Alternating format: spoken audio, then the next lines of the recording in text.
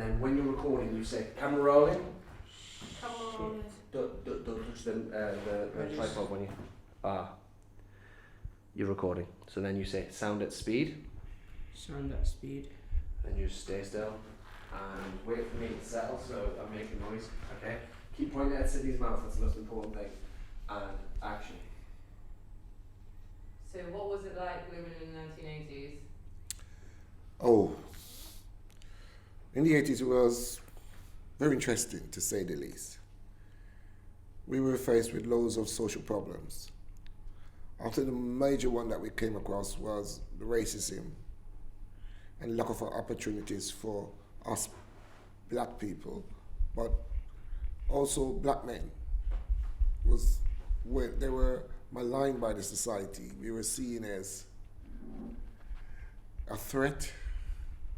So by doing that, by labeling us like that, the society turned against us. So it was very, very difficult. We were at times locked up for nothing, charged for nothing. So we had to find a way of surviving. And there was only two ways out of it: education and self-discipline. But the problem with education is that to get into the education, you had to have some background. So it was so difficult to get in. And to find a job was very, very, very, very difficult. Menial jobs, yes. So if you were prepared to do menial jobs, yes, you might be able to get a job. I remember my careers officer saying to me, go and become a butcher's mate, please. And I had, 6 GCSEs at the time? Why didn't she say to me, why do you go off to college? Or she said, go become a butcher's mate. And that's the kind of aspiration they had for you at that time. Okay, so you would say in the 80s it was harder, touching on what you just said, it was harder for you to get a decent job. It was harder for us to get a decent job, but it was also harder for us to literally live, because we were constantly being harassed by the police. We were constantly being picked up. We were constantly being charged, because we had at that time the sus law, which meant you were a suspected person, even if you weren't doing nothing, as long as the police or somebody looked at you and they felt you were a suspect, you could be charged for numerous different crimes, robbery, whatsoever they felt like putting on you. So you were being charged for your color, and nobody was there to prevent us from going to jail, because the law were made to put us into jail.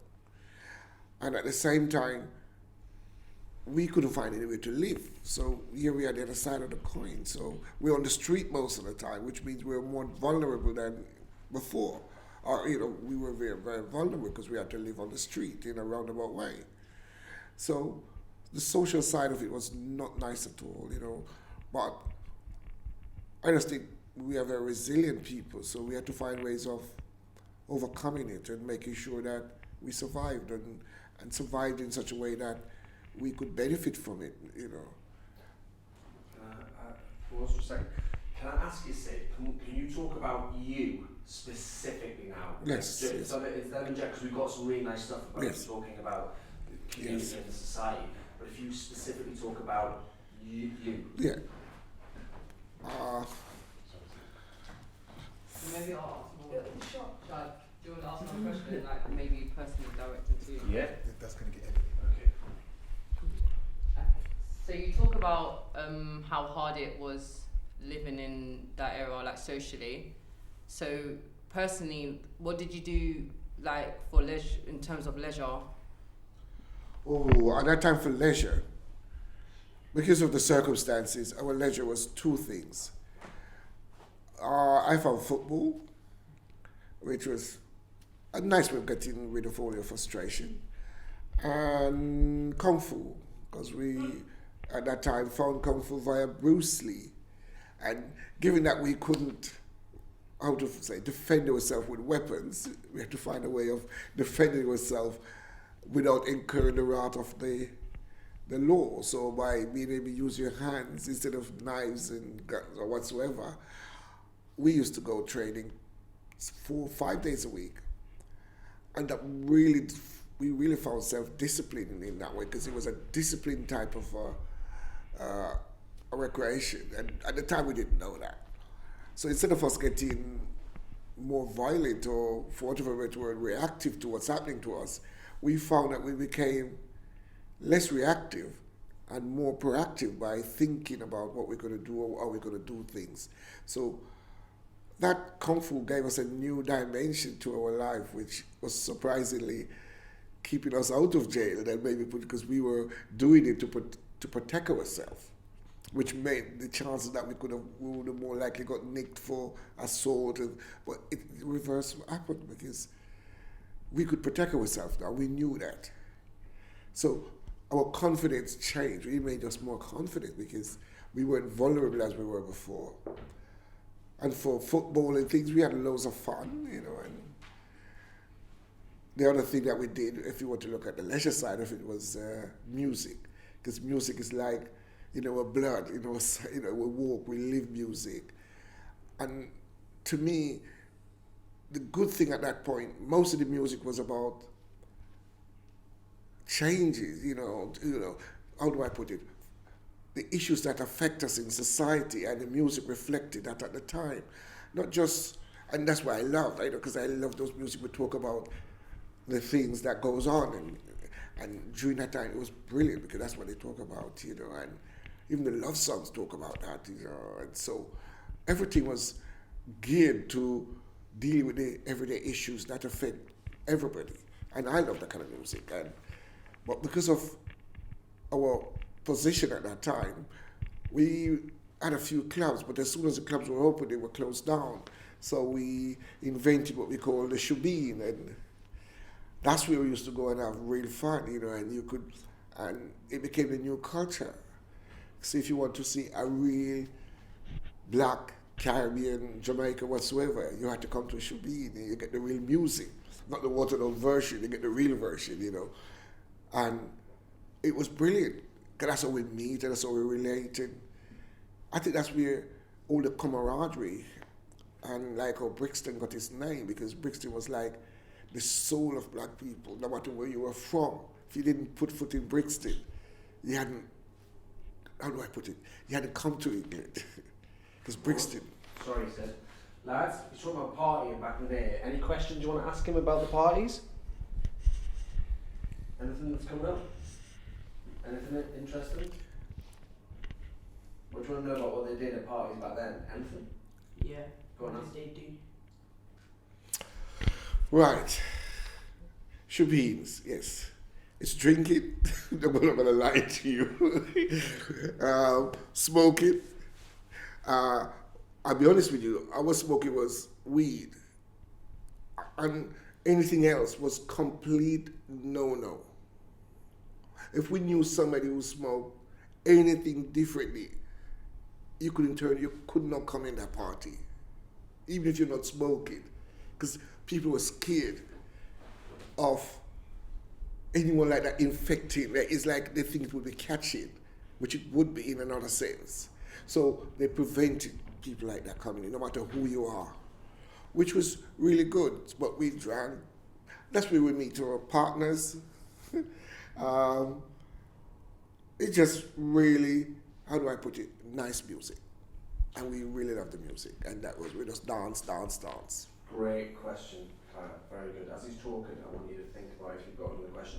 Sid, can you be specific about what music? Like what artists, what songs, what styles? Oh, we go on forever, man. You know, come on. I had a couple of really brilliant artists. Firstly, my favorite artist was Jimmy Cliff, because he sang songs which, to this day, is still relevant. You know, Many Rivers to Cross is a record which lives with you as a young person when I was growing up, because it reflected my politics, and it reflected the Malcolm X and the Martin Luther, the message. All these guys had message to give to you. So Jimmy Cliff was one of my greatest artists at that point. And then you had the Dennis Brown, which is the lover side of it, and he was magical. I like John Holt also, because they sound seriously good. I remember as a youngster, there was a record that really stayed with me. My Heart Is Gone. And that was because all my friends were living in Jamaica. Isn't it ironic? But because of that song, it had this bass line which was seriously powerful. If you were playing it now, I'm telling you, it had one of the greatest riff of a bass line. All you hear was going through your chest. But it was because people were just constantly leaving you as a friend. It really stayed with me for a good while. But yeah, John Holt was one of my best. And also like loads of other artists, From an English point of view, there was Maxi Priest, who came a bit later, but Maxi Priest is brilliant. But the artists that really stuck with me were the ones who sent a message. If you didn't send a message, I'm not going to be too into you. And Bob Marley, yes, because how do I put it? I spent some of my youth with them, knowing him quite well, in a roundabout way, because we used to play football, and he used to live, Bonnie Whaler lived next door to me, and the all was all the time. So their music was also very influential at that point, But when, I think it was in the latter part, instead of the earlier part, that their music became but before that, they were more iconic instead of for their music until afterwards, it became even more thrilling, like, Marley sing Three Little, it was brilliant. So we just tuned into it, Yes, there's loads of artists that sung brilliant songs, but it related to us and our situation that we were in. And as long as the music reflected what you were in, I loved it. And that's where my music taste comes from. Anything that sends a message and a powerful message, I listen and I. Let's call a cut there. So press stop. Yeah. That's rubbish. So how was your housing conditions? Oh, that was literally one of the worst part of it for us. Where did you live? Like in a flat, a house? Or? I was living in a one room in Brixton off Acre Lane. And by yourself? funny enough, 3 of us.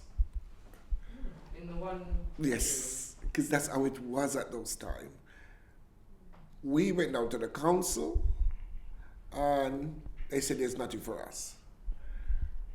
My white counterpart, same age, same everything, lived next door, he went down there and he got a flat. And he said, "But there's a flat, Sid. I just got a flat yesterday." I went back the next day and there's nothing. So that's what we were faced with. They were literally chased out of the place. So how did you deal with that? I mean, I think like anything else, you get so disappointed and down and out, but you don't let that stop you. What we had to do is find a room somewhere. And it was usually in another black person's house, because you're not going to get rooms in white people's house. Even though they have it up for rent, as soon as you turn up, they would tell you it's somebody got it already, or they're no longer letting it, all kind of stories. And that's how they were. So I eventually found a room in Brixton, because I spent most of my time in Brixton at the time, because I was going to college in Brixton College. So I found a room in Brixton. And a couple of my friends were living on the street. They also come and stay with me. It wasn't because of the rent. It's just like how we had to help each other. And that's how we did until you can afford to save and buy yourself somewhere. Literally had to save. So it was very, very difficult to get anywhere to live as a black man. The strange phenomena was the black woman, if she has a baby, could get a place, but you could live with her. Yeah. If you moved in with her, they would throw her out. So that was another problem. So even though people felt that black men were totally responsible. If you're not going to be able to live with your girlfriend or live together without, if you haven't got the money to buy a place, and most time you're not working, then how are you going to be a good father? How are you going to be a couple growing? And that was one of the problems during the 80s for the black men, and people don't know that because it's not documented that way. Because, you know, they just took it that these young men were irresponsible or not good fathers or whatsoever. But how are you going to be good fathers if you haven't got the opportunity to get yourself a place and to go with your partner instead of hiding? Because what you have to do is hide and come in and duck and come out. Come on. That is crazy. But that's basically what you had to do. And I'm sure if you speak to your mom, she will tell you the same thing. You know, but it's something that nobody speaks about. Yeah. Because it's the man that gets the full brunt of it, which is fine, it's not a problem. But that's part of the reason how this so-called stereotyping of black men came about.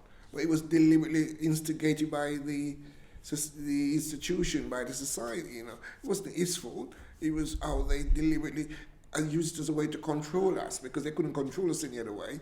So they had to find ways of trying to control us. And they used the black woman to control us when they realized they couldn't control us any other way.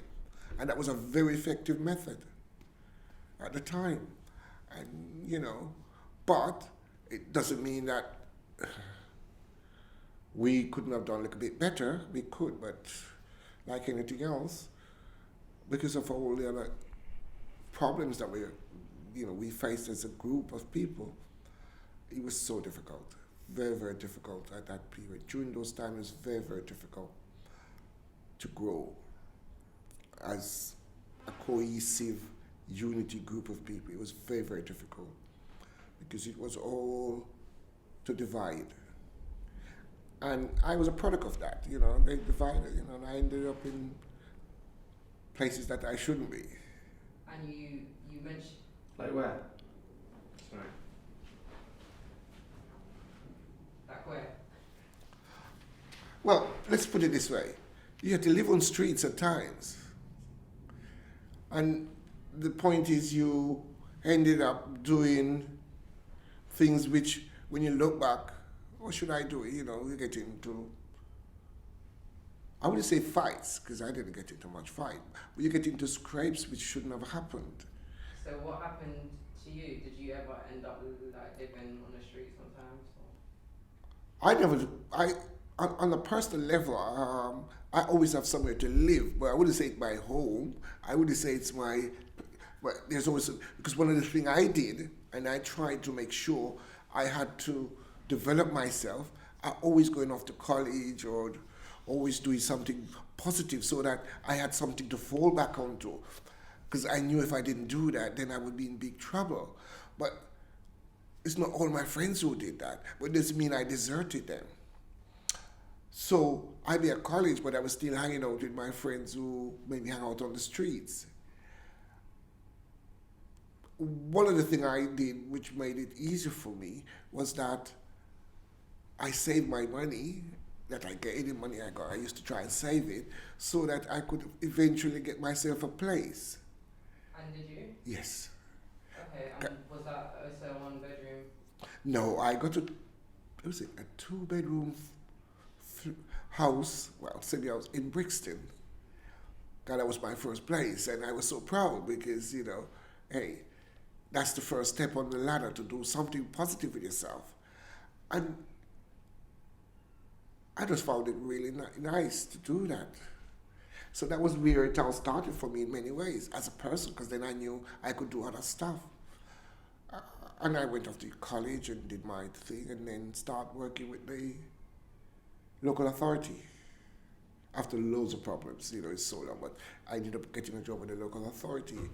That's cut. Beautiful. Right. Gentlemen, let's turn it to cut. No, that's not how you stop it, Sam.